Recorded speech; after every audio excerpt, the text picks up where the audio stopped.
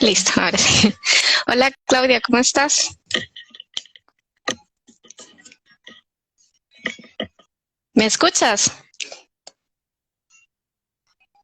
Es que se pega como la imagen. Sí, ok, Bien, ok. bien. ¿Y tú, Cintia, cómo has estado? Bien, por dicha. Ahí es que se está como pegando la imagen, no sé por qué, será que casi no tienes conexión. A ver, déjame ver. Creo que Listo. ya Ok, se ve bien, ¿verdad? excelente. Bueno, se ve como un poco pixeleado, pero ya mejor. Bueno, voy a iniciar diciendo unas cosas, bueno, sobre de qué se trata el en vivo y quiénes vamos a hablar el día de hoy. Bueno, como decía antes, mi nombre es Cintia Carvajal, yo soy psicóloga. El día de hoy cuento con la presencia de Claudia Castillo, que también es psicóloga. Yo tengo una maestría en terapia breve y otra en psicología forense. Y Claudia, bueno, voy a dejar que se presente ella misma, tiene también una maestría y bastante experiencia. Bueno, mi nombre es Claudia Elizabeth Castillo Velasco. Yo soy psicóloga clínica. Tengo una maestría en necesidades educativas especiales y tengo 8 años, más de 8 años trabajando en un centro de rehabilitación infantil. Trabajo básicamente con personas con discapacidad, entonces parte de ello, tengo experiencia en consultorio privado, atendiendo pacientes desde la rama infantil, adolescentes y adultos. Ujú. Ajá, correcto. Sí, de hecho, justamente de eso es lo que vamos a hablar el día de hoy, de el tema de neuropsicología relacionado a personas con discapacidad. Entonces, Claudia el día de hoy nos va a aportar también bastante sobre su experiencia con niños, más que todo, y nos va a hablar, ¿verdad?, sobre la evaluación, sobre el tratamiento y varias cosas importantes. Yo por mi lado les voy a hablar de generalidades acerca de estos dos temas. Entonces, de verdad, muchas gracias Claudia por acompañarme el día de hoy. También agradecer a las personas que están conectadas, a las personas que lo van a observar después el video. Entonces, bueno, vamos a iniciar. Voy a empezar hablando sobre qué es la neuropsicología en general, ¿verdad? Que básicamente es una ciencia aplicada al campo de la neurología. Entonces, en ese sentido, eso lo que quiere decir es que propiamente lo que es el funcionamiento cerebral, este, va a estar sumamente relacionado al comportamiento humano. Entonces, la psicología va a estudiar esto, ¿verdad? Como algunos cambios cerebrales eh, tiene que ver con la conducta, con el desenvolvimiento en la vida cotidiana en las diferentes áreas, ¿verdad? En las que esté la persona, ya sea desde la parte educativa, desde la parte laboral, desde la parte social, ya sea familiar, pareja, amistades. Entonces, eso es básicamente lo que trata la neuropsicología. Entonces, bueno, otra definición que de hecho es muy bonita, que es como intentar comprender cómo la cultura influye en ese desarrollo, ¿verdad? Cómo ese sistema cerebral, ese funcionamiento cerebral va a verse afectado por ciertos aspectos que tienen que ver con el ambiente, con el contexto en que está la persona. Y también hay términos muy interesantes como lo es, por ejemplo, la neurodiversidad, ¿verdad? Que ahora también vamos a hablar más adelante sobre eso, pero que básicamente tiene que ver cómo, ¿verdad? Todos somos personas diferentes y tiene que ver mucho con el aprendizaje, con la discapacidad, que más allá, ¿verdad?, de encasillar, ¿verdad? Muchas veces se ve como lo que no está, ¿verdad?, como un déficit, también tiene que ver mucho con esas manifestaciones comunes de esas variaciones humanas, ¿verdad? En lo que es propiamente el genoma humano. Entonces, porque se tiende mucho a patologizar, ¿verdad? Como de una vez encasillar como enfermedades y no ver a la persona justamente como persona, ¿verdad? Valga la redundancia. Que eso es otra cosa, ¿verdad? De lo que les quería hablar, de los términos que son correctos en la discapacidad, porque muchas veces se tiende a más bien como despreciar o, ¿verdad? Utilizar términos como, por ejemplo, decir lisiado, o más bien como a disminuir, ¿verdad? Muchas veces a veces la gente trata de digamos, decirlo bonito, pero no está logrando, digamos, que su objetivo. Entonces, a veces escuchamos decir como, es que el cieguito, ¿verdad? O a veces es más bien alusión a lo divino, ¿verdad? Cuando la gente dice, es que son unos angelitos. Entonces, digamos, en realidad, aunque sea con buena o mala intención, no es tan bueno utilizar este tipo de términos. El término correcto sería decir persona con discapacidad, en el sentido de que se logre visualizar que antes que digamos, esta situación es persona. Entonces es importante agregarle en ese sentido, primero persona, y no reflejar propiamente la condición, que puede ser algo que haya estado desde que nació o se haya adquirido con el tiempo. Entonces, que eso incluso puede ser desde el nacimiento o después en otro momento de la vida, porque en realidad, si lo pensamos, ¿verdad?, más profundamente, en realidad cualquier persona en algún momento podría ser una persona con discapacidad, ¿verdad? Puede suceder por un accidente o porque más adelante, ¿verdad?, algo en su predisposición genética le haga desarrollar una condición que no tenía antes, por decirlo así. Entonces, ¿cuáles serían los tipos de discapacidad? Está la discapacidad visual, que como les decía antes, no sería correcto decir cieguito, sino persona con discapacidad visual. Está también la persona con discapacidad auditiva, la persona con discapacidad cognitiva, la persona con discapacidad física y la persona con discapacidad social. Esta última es una que está, o sea, no se visualiza con ese nombre normalmente, pero en realidad es muy común. Por ejemplo, la depresión sería una discapacidad social. Entonces, ¿qué pasa a nivel cerebral, por ejemplo, con una persona con depresión? Hay menos activaciones en las conexiones de las redes neuronales. Entonces, todo eso es importante saberlo para comprenderlo un poquito mejor. Entonces, bueno, básicamente serían los tipos de discapacidad: la visual, cognitiva, auditiva, física y la social. Digamos, con respecto a factores que afectan el desenvolvimiento, ¿verdad?, de una persona, esos pueden ser varios, pero pues los que le voy a mencionar tienen que ver, por ejemplo, con la falta de estimulación por información. Por ejemplo, a mí me ha tocado evaluar personas que tal vez no lograron desarrollar, ¿verdad?, su máximo potencial debido a que una vez, por ejemplo, valoré a un señor que digamos la misma familia de una vez ya concluyó, no, pues no va a poder hacer nada, ¿verdad? Entonces, por ejemplo, si había una escuela, ¿verdad?, porque también era como una zona rural, si había una escuela que atendía, porque también hay dificultades a nivel de recursos institucionales, entonces puede ser que no tengan la atención, pero en este caso sí había una escuela que brindaba atención a personas con discapacidad, pero aún así la mamá de este señor decidió no meterlo a la escuela porque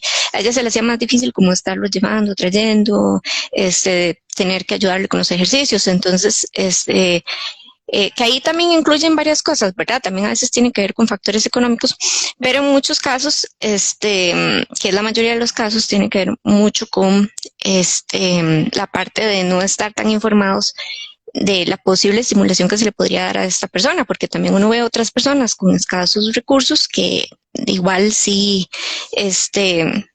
tratan de que se le dé esa estimulación a las personas. También puede pasar, más bien, por decirlo así, al revés, a este caso que les contaba, que sería el exceso de apoyos, que ya más bien es cuando más bien se sobreprotege a la persona con discapacidad, entonces también no desarrolla su máximo potencial porque tanto le apoyan que no le dejan hacer cosas, ¿verdad? Entonces no hay una independencia, entonces no hay un desarrollo en muchas áreas.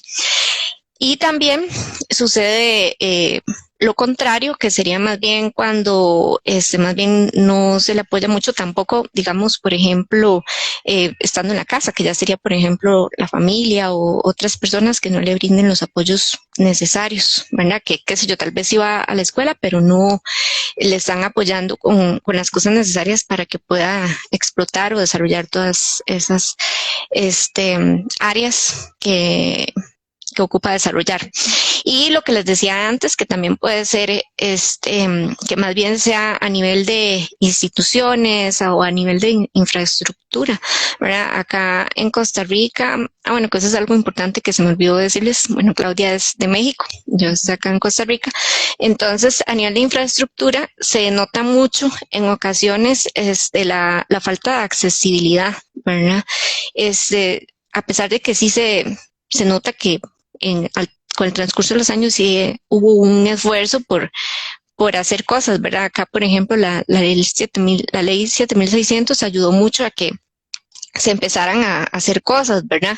Y yo creo que tal vez ese tipo de cosas solo se notan cuando ya una persona pues tiene alguna dificultad.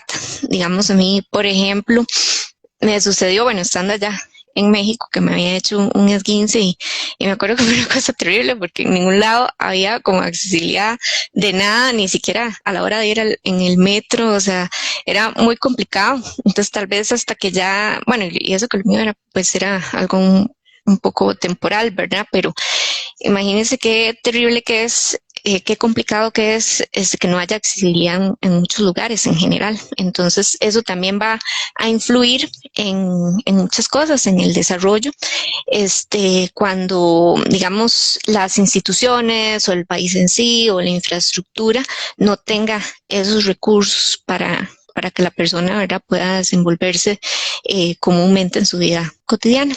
Y otra cosa es lo que les hablaba antes también del señalamiento social, porque es muy difícil si alguien, ¿verdad?, digamos que es señalado como no normal, por decirlo así, ¿verdad?, que a veces eso es como lo que se señala. Entonces las personas también van a tener algunas temor de hacer varias cosas debido a ese señalamiento social que hay. Entonces sí es importante como también estimular toda esta parte de la inclusión. También, bueno, les quería hablar de la evaluación y el tratamiento en general y algunos aspectos relevantes para ya darle la palabra a Claudia, que nos amplía un poco desde el área de su trabajo.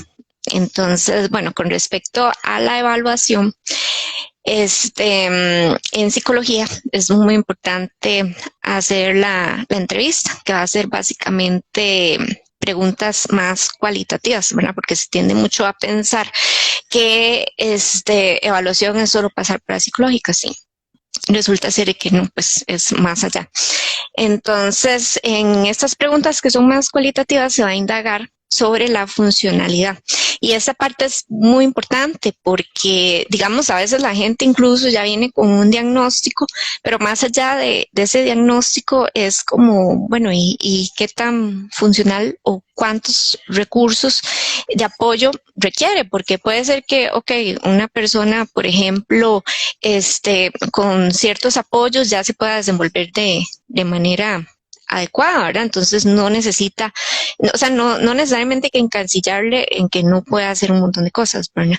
Y bueno, desde la parte forense suele pasar así, por eso es que mandan a la gente a evaluación, porque muchas veces, o sea, lo que estaría mal sería como generalizar, ¿verdad? Porque tiene tal diagnóstico, no puede hacer tales cosas, ¿verdad?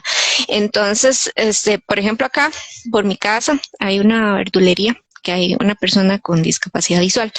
Y este señor, él tiene como varias cosas, tiene una pesa que, digamos, le dice auditivamente cuánto pesa, ¿verdad?, lo que va a vender.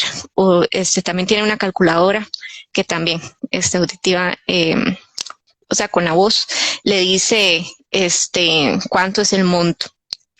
Y así sucesivamente. Entonces, digamos, por ejemplo, esos son apoyos que la persona tiene y ya se desenvuelve totalmente en su trabajo, o sea, no necesita nada más. Igual en la casa, puede ser que tal vez necesite qué sé yo, que alguien le ayude con X cosa, pero nada más es ese apoyo y ya, no quiere decir que no pueda ser funcional en una serie de cosas. También, digamos, en psicología se hace lo que es el examen mental, que esta parte es sumamente importante, ¿verdad? Saber cómo está la persona, digamos, orientado en tiempo, espacio, persona, y también ver otros aspectos importantes, también ver cómo está la parte de cálculo, de memoria, o sea, como algo, ¿verdad? Y muy básico de funcionamiento general de las personas. Luego viene lo de las pruebas psicológicas, que ahora se utilizan varias, algunas un poco más profundas que otras. Están, digamos, las que más se conocen, que son las pruebas que se llaman de screening, que ya básicamente sería indagar si esa persona puede hacer X cosa, y si realmente lo hace, ¿verdad? Pero, digamos, por ejemplo, las pruebas de screening no son para hacer un diagnóstico, sino para notar un posible deterioro. Entonces, en las evaluaciones, pues, da bastante información importante. Y luego, otra cosa importante en las valoraciones son las fuentes de información, ya sean expedientes o hablar con otras personas, ¿verdad? Para tener mayor información de la persona que está ahí presente. Y también tomar en consideración lo que les decía antes, ¿verdad? Por ejemplo, yo una vez valoré a una señora que tenía una discapacidad auditiva, pero no era como que había una pérdida de audición total, ¿verdad? Entonces, en el caso de ella, bueno, acá en Costa Rica se llama LESCO, lenguaje de señas. Ella no sabía LESCO porque también algo parecido a lo que les decía antes, ¿verdad? No, su familia dijo no, que no aprenda eso, ¿verdad? Lo que hablaba de la desinformación. Entonces ella, por ejemplo, no aprendió LESCO, pero como no había perdido la totalidad del oído, por ejemplo, con ella, un recurso de apoyo suficiente en ese momento era la parte de hablarle un poco más fuerte, ¿verdad? Pero esos son como, digamos, el tipo de cosas que hay que valorar, porque no necesariamente se puede decir no entiende o no puede hacer ciertas cosas, ¿verdad? Por asumir de que tiene X o Y, ¿verdad? Entonces es importante en ese sentido, ¿verdad? Conocer propiamente, indagar con la persona y con personas a su alrededor, porque en este caso que yo le decía, ella vino acompañada de su mamá, entonces puede ser que uno a su mano, pues con ella no se va a poder hablar nada, ¿verdad? Pero no fue así. Entonces esa es la parte que hay que ir como más profundo. Otra cosa importante de evaluar ya a la hora de hacer la evaluación es notar si hay, ¿verdad?, lo que se llaman síndromes focales o difusos, que sería ver si el problema es algo específico o si son varios procesos los que están afectados. Y con respecto al tratamiento, digamos, este proceso de evaluación es muy importante hacerlo para enfocarse qué es lo que se va a trabajar, o sea, identificar exactamente cuáles son los aspectos que se podría trabajar. Y digamos acá ya en el tratamiento se hacen varias cosas, también se hace la parte de psicoeducación, ¿verdad? Tanto con las personas que puedan ser las redes de apoyo, como por ejemplo ya propiamente la persona con la que se trabaja, y en ese sentido también identificar redes de apoyo, el involucramiento de estas, ¿verdad? Porque pueden ser claves para ese desarrollo. Y sobre todo la constancia, ¿verdad? En las citas, porque suele suceder mucho, tanto, digamos, en este tema como en otros, que la gente suele ser como muy inconstante. Entonces es muy importante, ¿verdad?, que realmente haya un proceso. Y hacer una intervención integral, ¿verdad? No necesariamente sea solo psicología, puede ser que hayan otras personas profesionales involucradas e importantes en el proceso. Y también es lo que se llama un entrenamiento metacognitivo, que sería notar la posible conciencia que tienen las personas de esa situación que están viviendo, ¿verdad? Ya sea algo que surgió o que ya tienen desde hace un tiempo, ¿verdad? Entonces ahí sería ese conocimiento que tienen en general, y también en el momento, si en el momento se logran dar cuenta de lo que está sucediendo, o si lo pueden anticipar, ¿verdad? Si logran identificar para poder entonces tomar medidas distintas. Entonces, bueno, ya para ir finalizando, ¿verdad? Quería compartir unos conceptos que me parecieron muy importantes. Uno es reserva cognitiva, que eso sería como la cantidad de recursos y estrategias que tiene la persona para hacer algo. Y en me parece muy importante, ¿verdad? Porque, bueno, por ejemplo, bueno, las personas con déficit atencional tiene mucho que ver esto, como las estrategias que utilicen para poder, por decirlo así, compensar, ¿verdad? Ciertas situaciones. También está el concepto de neuroplasticidad, que es esa capacidad de modificarse a sí misma la persona cerebralmente y así poderse acoplar a cambios. Y este término es muy importante porque a veces la gente piensa que una persona, ¿verdad? No puede cambiar y punto, y en algunos casos sí se puede, ¿verdad? Luego está el concepto de epigenética, que este también es muy interesante porque es cuando los factores ambientales cambian, son capaces de generar cambios en el desarrollo de las personas, principalmente a nivel embrionario. Entonces a veces se producen malformaciones congénitas. Entonces es muy curioso cómo, ¿verdad? El ambiente también puede afectar a una persona. Y ahí también, por ejemplo, una vez me había leído un artículo muy interesante de cómo, por ejemplo, la violencia es algo que puede cambiar a nivel cerebral. O digamos ya cosas que también se conocen, ¿verdad? Si una mujer, por ejemplo, en el embarazo fuma o consume drogas, o sea, pueden ser cosas que pueden producir problemas en esa persona que va apenas a nacer, ¿verdad? Y le pueden traer incluso problemas o predisposiciones a largo plazo. Y luego es el último término que quería compartir, era el de rehabilitación cognitiva, que básicamente es como restablecerse a nivel cerebral. Entonces, en este sentido, puede ser que la rehabilitación se enfoque en compensar o más bien en restaurar o en optimizar a la persona, digamos, con la situación que tenga. Entonces, en la rehabilitación cognitiva también depende del caso, puede ser que se centre en déficit o más bien en fortalezas. Entonces, en ese sentido también es muy importante, ¿verdad? Para enfocar también el tratamiento. Entonces, Claudia, si quieres me compartes un poco de tu experiencia. Sí, claro. Bueno, básicamente, nosotros cuando abordamos a un paciente, tomamos en cuenta como muy importante o muy importante lo que sería la evaluación inicial. La evaluación nos va a dar como una pauta para saber precisamente qué vamos a trabajar con el paciente, tanto en la parte de evaluación como tener una impresión diagnóstica, ahora sí que de la posible afección que en este caso el paciente presente, ¿no? Y bueno, de alguna manera dentro de la entrevista inicial, generalmente los padres acuden por alguna problemática en específico, ¿no? Puede ser a lo mejor algún problema de lenguaje y no solo sea el problema del lenguaje, sino puede ser, por ejemplo, un trastorno del espectro del autismo, pero de alguna manera algún criterio diagnóstico o alguna anomalía los lleva a buscar el apoyo psicológico o de lo que sería la evaluación neuropsicológica para la posterior rehabilitación. Y posteriormente nosotros detectamos que puede existir algún tipo de diagnóstico en específico y pues les damos más que nada este tipo de orientación desde inicio hasta lo que sería una finalización o dar de alta al paciente de acuerdo a la evolución o lo que serían los avances que vaya presentando.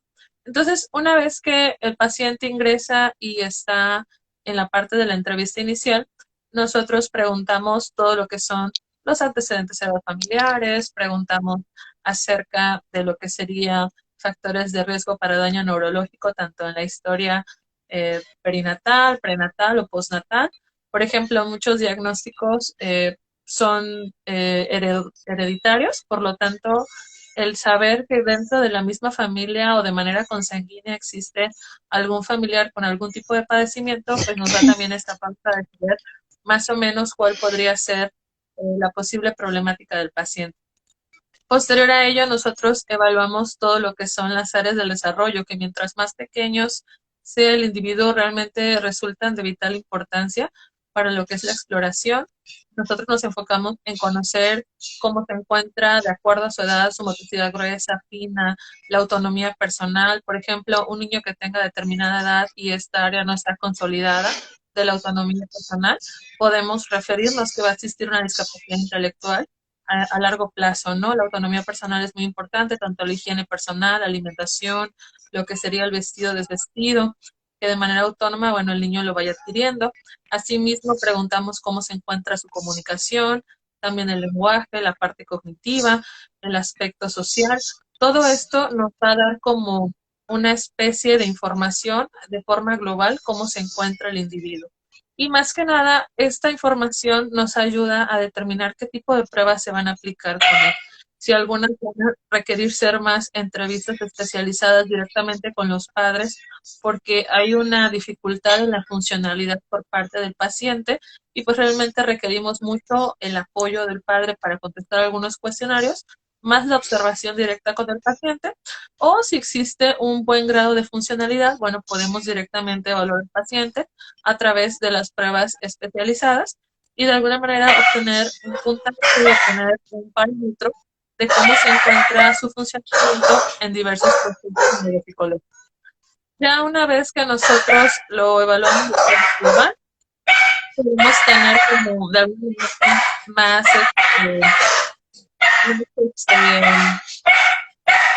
comprensible lo que sería el diagnóstico del paciente.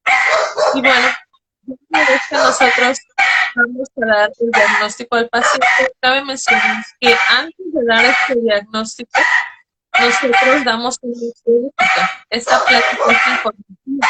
Por ejemplo, si sospechamos que el paciente puede tener un trastorno Claro. hiperactividad.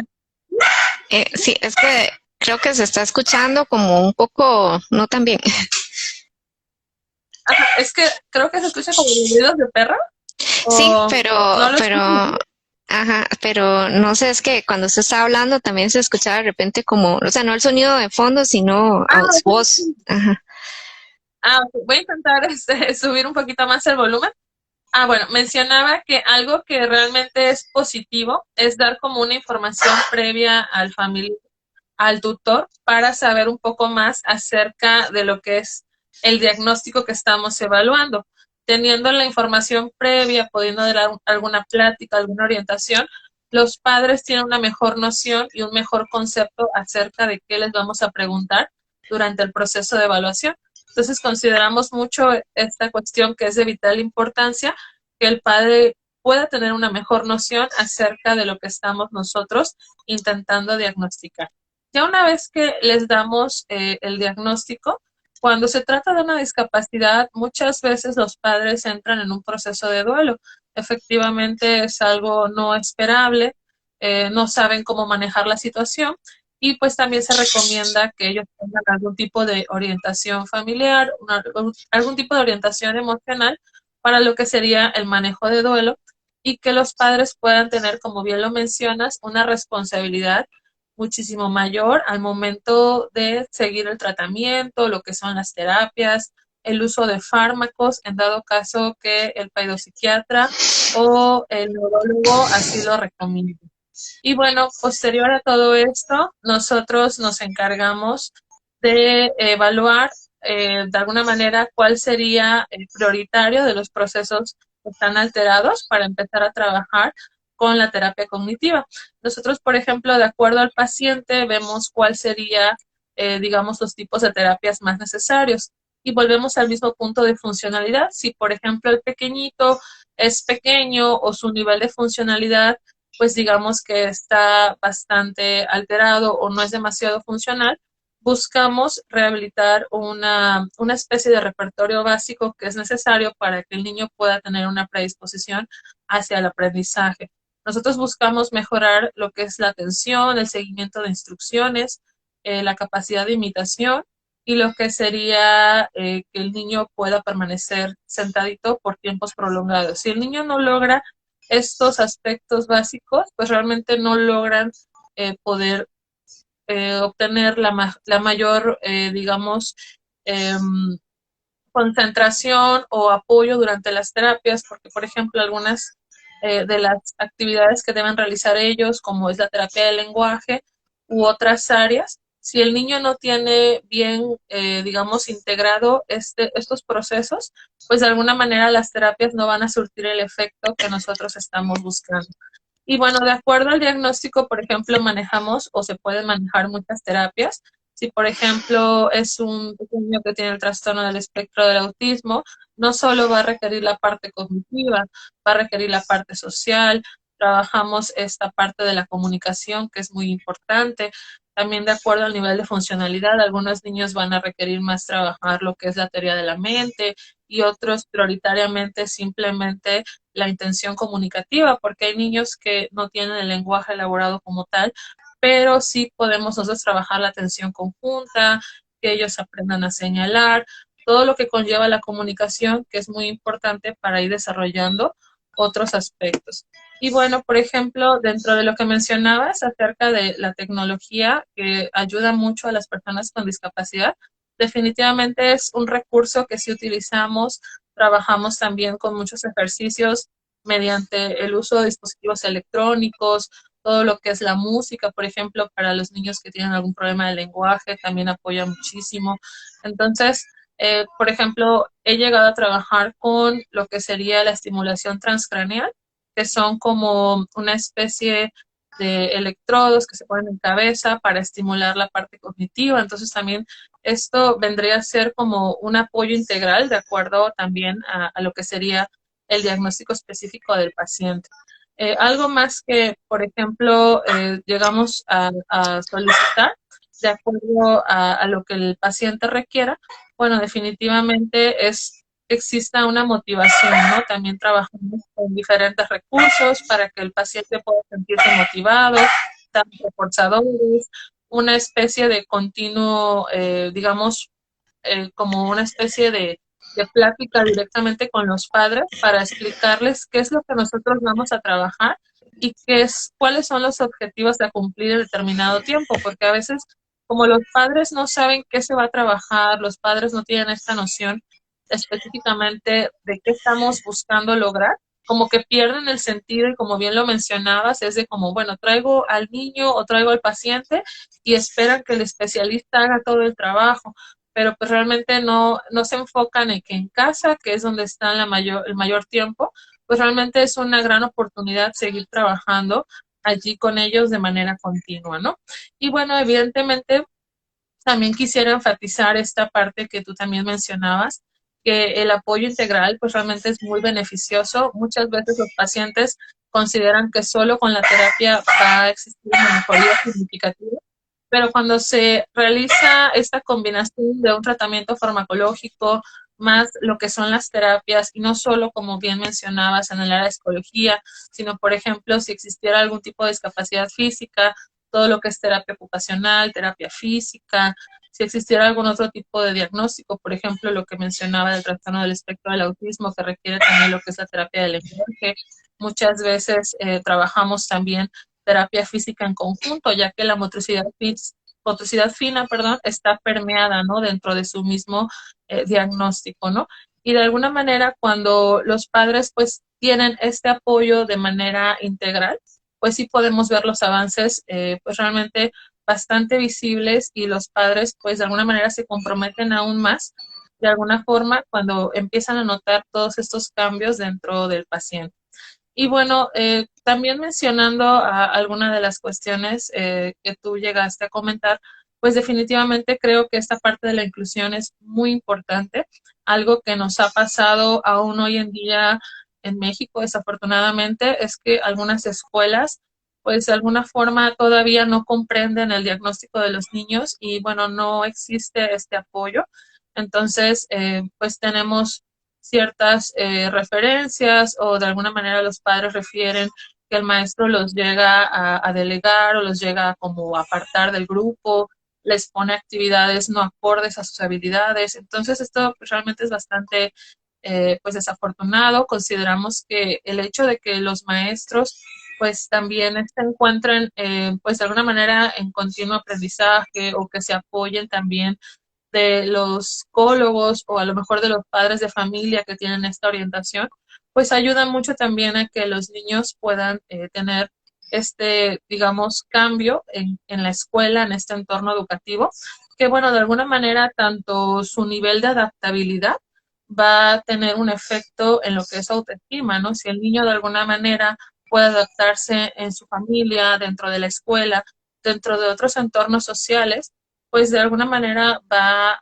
favorecer la parte de la autoestima y pues definitivamente va a tener una mejor calidad de vida. Entonces recordar que no solo es llevarlos a la terapia y que de alguna manera busquen la mejoría inmediata, sino que es algo que pues definitivamente es un proceso más global.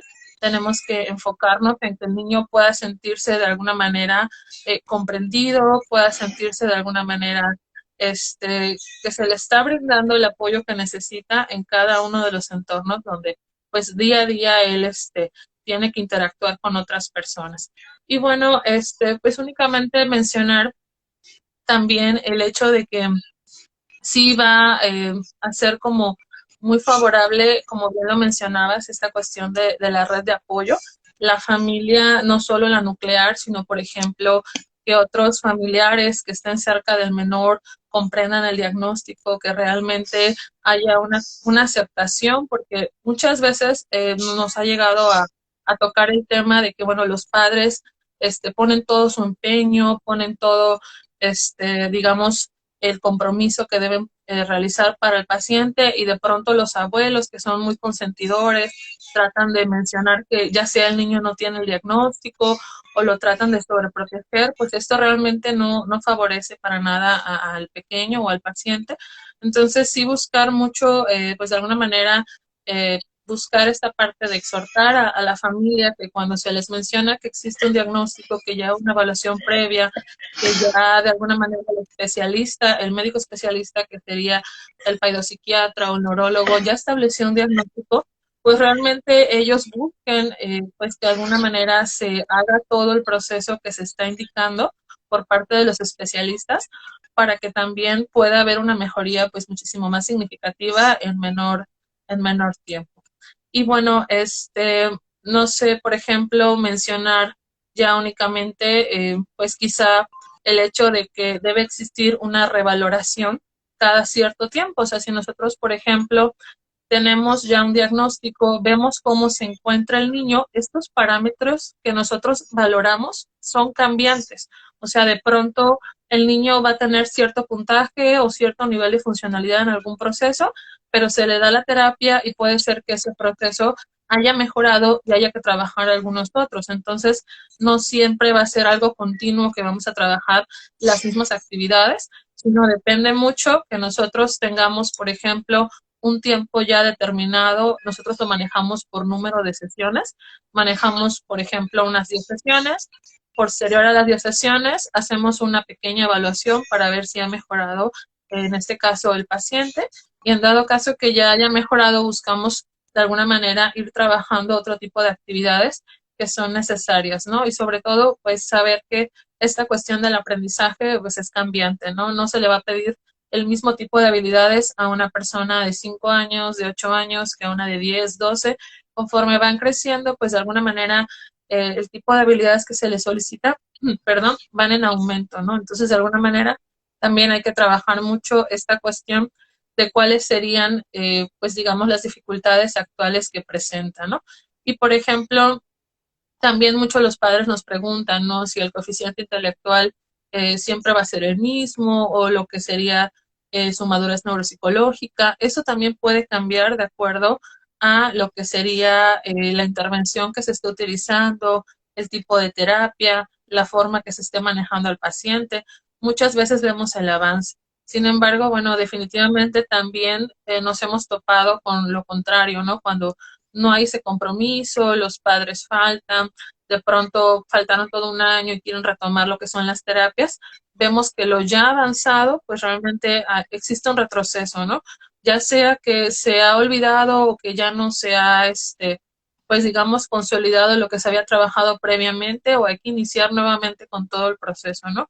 Y pues de alguna manera esto entorpece lo que sería el trabajo ya realizado, todo lo que pues de alguna manera habíamos avanzado y pues sí se busca mucho hacer conciencia a los padres de familia o a los tutores, dependiendo de quién sea el responsable del paciente, pues el hecho de que el compromiso es algo muy, muy importante para que se pueda dar de alguna manera una mejoría pues bastante significativa.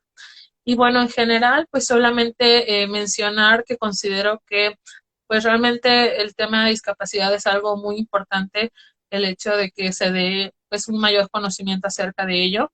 Recordar que un mismo paciente puede tener más de un solo tipo de discapacidad. Por ejemplo, a veces tenemos pacientes con el trastorno del espectro del autismo, pero simultáneamente o existe concomitante o una comorbilidad, por ejemplo, con una discapacidad intelectual. También podemos tener un mismo paciente con el trastorno del espectro del autismo, pero puede tener hiperactividad. Entonces, dependiendo de cada diagnóstico que tenga, pues se le debe de dar la atención prioritaria a ese mismo diagnóstico. Por ejemplo, también manejamos o llego a manejar con ellos la terapia cognitivo-conductual. Esto es muy importante también para que los pequeños, pues de alguna manera trabajen esta parte de la autorregulación, que ellos aprendan a controlar sus impulsos. Manejamos lo que son las funciones ejecutivas, que ellos de alguna manera puedan aprender a organizarse, a planear, de alguna manera a mejorar todo esto que conlleva la toma de decisiones y posteriormente pues procesos enfocados a su calidad de vida definitivamente.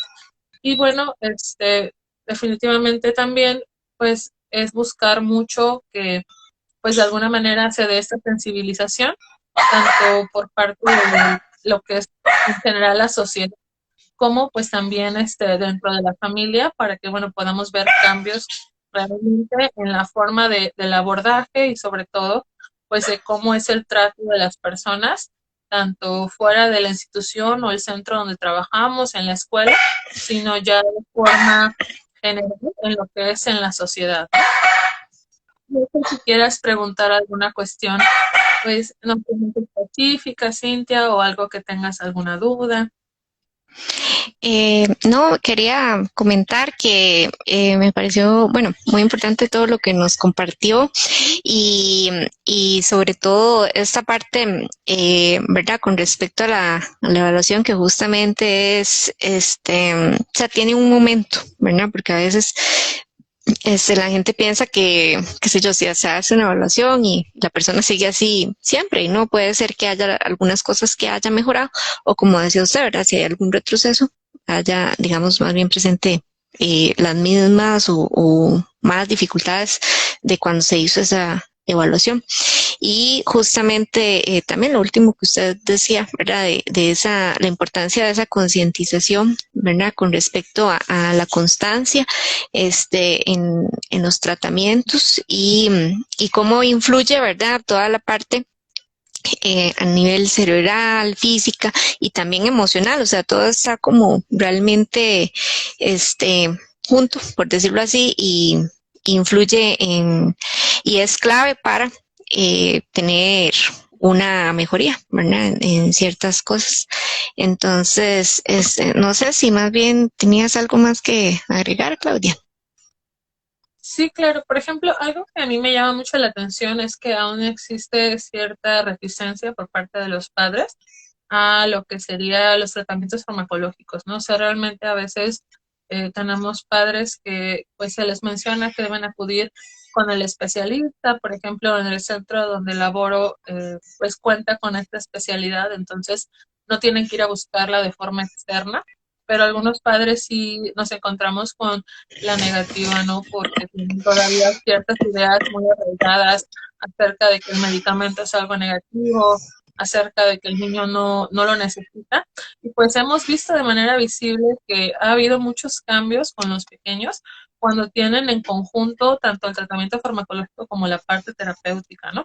Muchos padres pues se dan de la negativa inicial que simplemente porque se dejan guiar por lo que dicen los familiares, por lo que dicen algunas personas conocidas. Sin embargo, yo siempre les menciono que traten de tener esta apertura de primero ir a la consulta con el especialista, escuchar todo lo que les va a decir, que todas las dudas con respecto a la medicación, pues realmente las pregunten y ya hasta que tengan bien toda esa información, puedan tomar la decisión si darle o no el medicamento al niño. Porque les digo, me parece muy injusto que de primera instancia, sin saber toda la información, ellos tengan esta negativa como, pues de alguna manera ya, pues tan arraigada, ¿no? Entonces, de alguna forma, que sí se den la oportunidad de tener esta, pues digamos, noción de qué se trata esta parte del medicamento. Muchas veces los tratamientos farmacológicos duran solamente cierto tiempo, no tiene que ser toda tu vida, pero realmente, digamos, en los años de experiencia que llevo, sí he visto muchísimo la mejoría cuando se da este tipo de combinación, sobre todo si el especialista lo está indicando, ¿no? O sea, de pronto no es el psicólogo el que le dice, tiene que tomarse el medicamento, no es la enfermera la que le dice, tiene que tomarse el medicamento, ¿no? O sea, realmente hay todo lo que son un estudio por detrás del especialista que sabe qué es lo más adecuado para el paciente y una vez que pues realmente estamos trabajando con esta combinación, reitero, o sea, realmente la evolución pues se da de bastante significativa y pues los niños empiezan a mejorar muchísimo más visiblemente, ¿no? Sí, y en eso tiene usted toda la razón. Hay mucha resistencia a veces a los medicamentos o incluso a veces ir hacia ciertas profesionales especialistas, ¿verdad? Entonces, es importante hacer conciencia que sí, efectivamente, en algunos casos se requiere y es, digamos, clave para poder avanzar. Entonces, más bien, muchísimas gracias, Claudia, por haberme acompañado el día de hoy, por habernos aportado desde su experiencia, desde sus conocimientos y también muchas gracias a las personas que se conectaron y a las personas que lo van a ver después y les invito a que se sigan atentos y atentas a las siguientes transmisiones en vivo. Entonces, muy buenas noches. Bueno, Bueno, chao. hasta luego. Hasta luego.